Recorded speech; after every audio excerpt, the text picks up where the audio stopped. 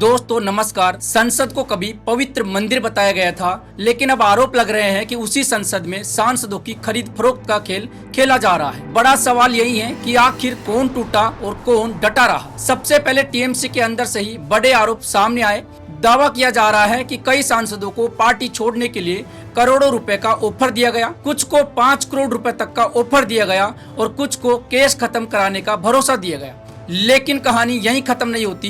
TMC के वरिष्ठ नेता कीर्ति आजाद खुलकर सामने आए। उन्होंने दावा किया कि कई सांसदों पर दबाव बनाया गया, कई लोगों को डराया गया, कुछ के परिवारों पर दबाव डाला गया, लेकिन उन्होंने साफ कहा कि हर कोई झुकने वाला नहीं था। कीर्ति आजाद ने कहा कि कई सांसदों ने ऑफर ठुकरा दिया, कई लोग पैसे के आगे नहीं झुके। उन्होंने दावा किया कि कुछ सांसदों को डराने की कोशिश की गई, लेकिन सभी को तोड़ा नहीं जा सका। इसी बीच महुआ मोइत्रा और सोगत राय जैसे नेताओं के नाम भी सामने आए। दावा किया गया कि उन्हें भी ऑफर मिले, लेकिन उन्होंने पार्टी नहीं छोड़ी, यानी हर नेता बिकने के लिए तैयार नहीं था। इसी बीच महाराष्ट्र से भी खबरें सामने आने लगी। सुप्रिया सुले ने कहा कि उनकी पार्टी पहले भी ऐसे हालात देख चुकी है। उन्होंने संकेत दिए कि आगे की रणनीति पर चर्चा चल रही है। वरिष्ठ नेता जय नारायण व्यास ने बड़ा बयान दिया।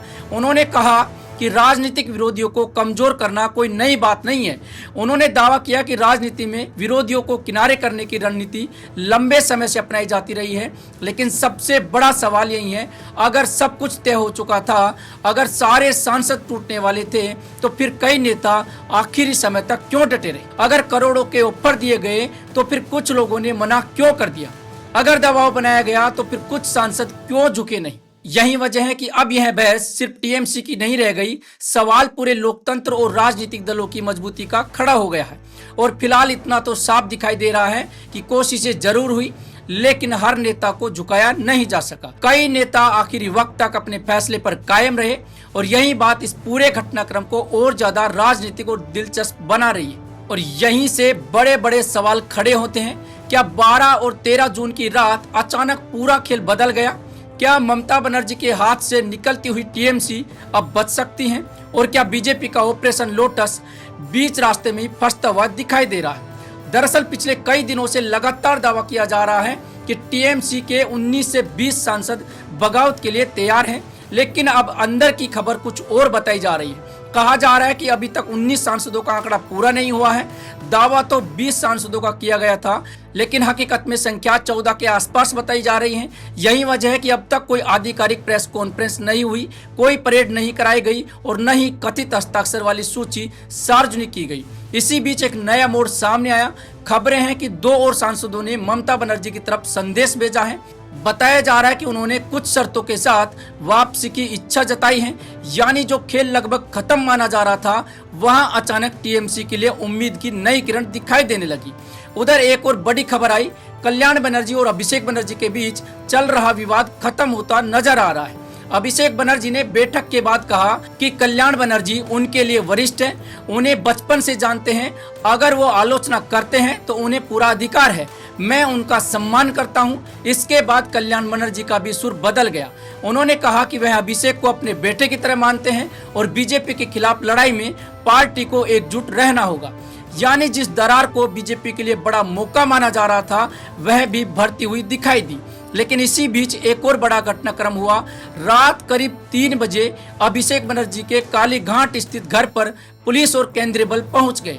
बताया गया कि किसी मामले की जांच के सिलसिले में यह कार्रवाई की गई, लेकिन टीएमसी ने आरोप लगाया कि पुलिस ने जबरन घर में प्रवेश किया, हर कमरे की तलाशी ली और यह पूरा अभियान करीब 4 घंटे तक चला। ममता बनर्जी खुद सुबह सुबह अभिषेक बनर्जी के घर पहुंची। टीएमसी सांसद सागरिका घोष ने इसे राजनीतिक बदले की कार्रवाई बताया। उन्होंने कहा कि तलाशी में कुछ नहीं मिला, सिर्फ डराने और दबाव बनाने की कोशिश की गई। उधर टीएमसी के भीतर से भी कई नामों को लेकर भ्रम पैदा हुआ। शत्रुघ्न सिन्हा ने साफ कर दिया कि वह किसी बगावत का हिस्सा नहीं है। प्रतिमा मंडल ने भी इनकार कर दिया और कुछ अन्य सांसदों के नामों को भी लेकर सवाल उठने लगे। यानी जिस 19 सांसदों की संख्या की चर्चा हो रही थी, उसी पर अब सवाल खड़े हो रहे हैं, क्योंकि अगर 19 का आंकड़ा पूरा नहीं होता तो पूरा प्लान अधूरा रह सकता है। और ऐसे में टीएमसी के लिए उम्मीद अभी भी पूरी तरह खत्म नहीं हुई। अब सबकी नजर इसी पर है कि क्या ये 2 सांसद सचमुच वापसी करेंगे? क्या ममता बनर्जी अपने दल को टूटने से बचा पाएगी, या फिर आने वाले दिनों में बंगाल की राजनीति में एक और बड़ा मोड़ देखने को मिलेगा।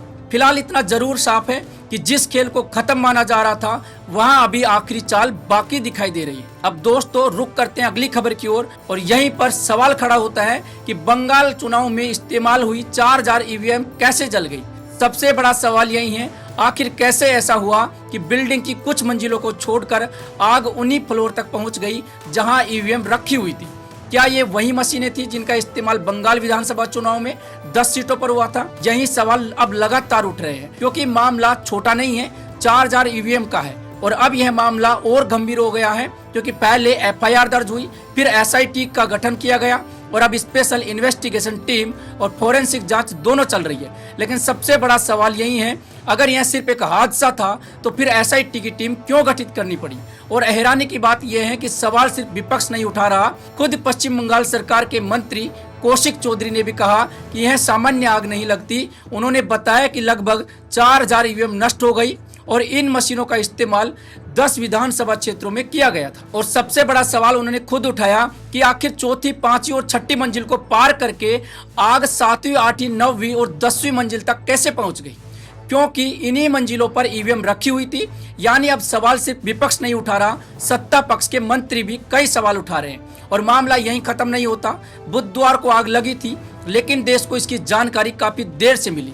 पहले एफआईआर दर्ज हुई, फिर एसआईटी बनाई गई, अब फोरेंसिक रिपोर्ट का इंतजार किया जा रहा है। लेकिन इतने संवेदनशील मामले में भी आखिर इतनी देर क्यों हुई? और सबसे ज्यादा सवाल चुनाव आयोग से पूछे जा रहे हैं क्योंकि चुनाव खत्म होने के बाद ईवीएम की सुरक्षा की जिम्मेदारी चुनाव आयोग और जिला निर्वाचन अधिकारियों की होती है।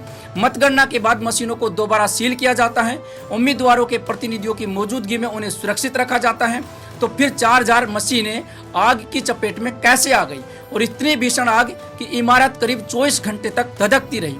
वरिष्ठ वकील प्रशांत भूषण ने कहा कि इस घटना ने ईवीएम को लेकर पहले से चल रही बहस को और तेज कर दिया है।